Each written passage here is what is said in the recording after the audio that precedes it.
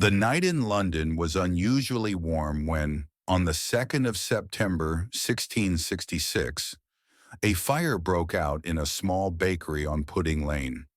This bakery belonged to Thomas Farriner, where bread was being baked in the ovens, just like every day. No one had any idea that this small spark would burn all of London to ashes. At that time, the city was mostly made of wooden houses, homes stuck tightly to one another, narrow streets between them, and wooden balconies above.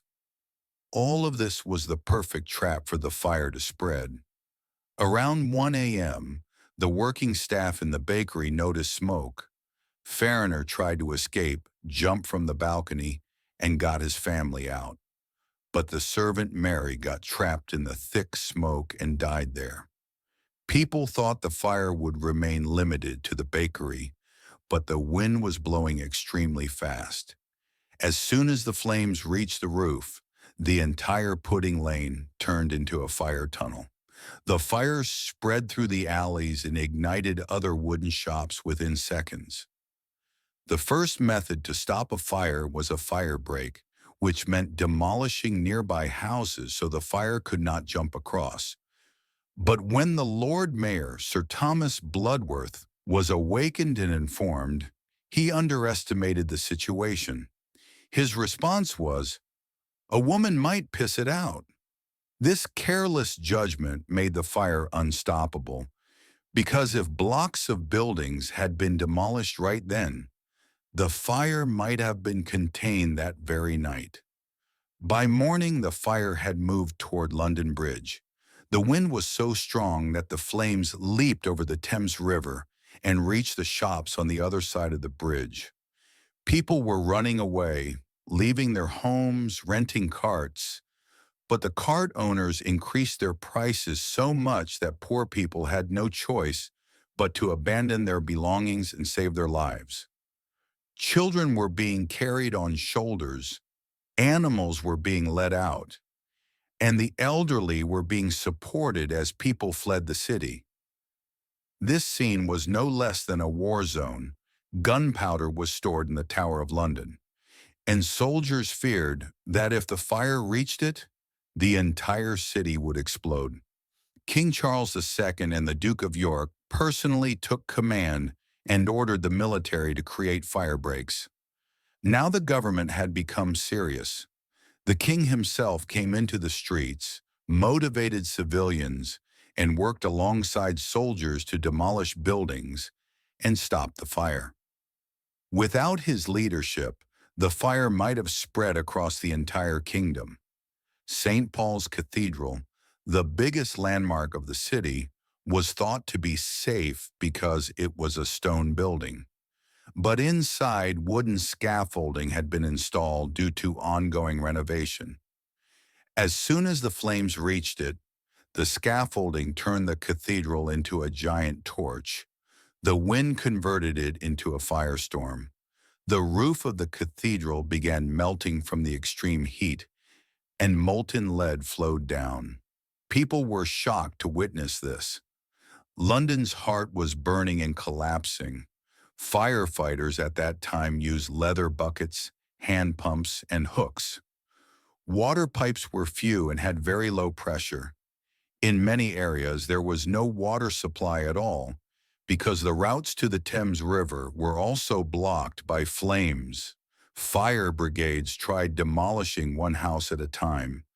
People formed chains to pass buckets of water, but all of this was useless against the flames. The fire's temperature crossed 1,000 degrees Celsius. On September 3rd, the fire reached its peak intensity. It destroyed the wealthiest areas. Warehouses, wine cellars, and spice markets were all burning. The spices inside the warehouses, like cinnamon and pepper, made the fire even more dangerous. Wine barrels were exploding, and the hot air currents were lifting flames higher and spreading them farther. People put their belongings into boats and crossed the Thames River to the safer side. Some buried their possessions in cemeteries. Some threw their gold and important documents into wells, so that the fire could not burn them. Animals burned to death, shops collapsed, and thousands of people became homeless. Some families were trapped on roofs, and soldiers used ladders to rescue them.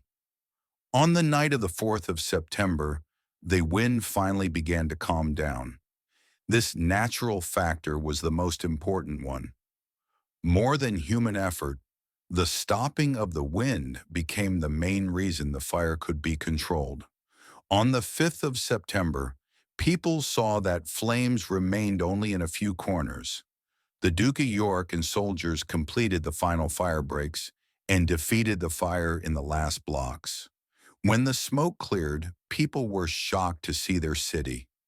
Across London, 13,200 houses, 87 churches, 44 company halls, and St. Paul's Cathedral had been burned and destroyed. The entire city had literally turned to ashes. The area covered was around 436 acres, nearly half of old London. More than 70,000 people suddenly became homeless. The roads were filled with debris, melted metal, burned stone, and fallen chimneys. Some bodies were found under collapsed buildings.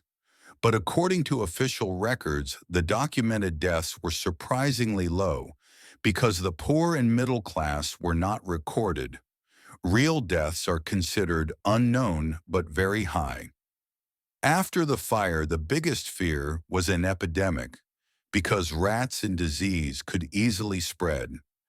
But interestingly, the fire destroyed London's plague germs too, which had killed 100,000 people just a year earlier. Some historians believe the fire ended the spread of the plague. King Charles then announced a rebuilding plan. Christopher Wren proposed a new design with wide streets, straight roads, and stone buildings. But landlords wanted to rebuild on their old plots, so the plans were adjusted.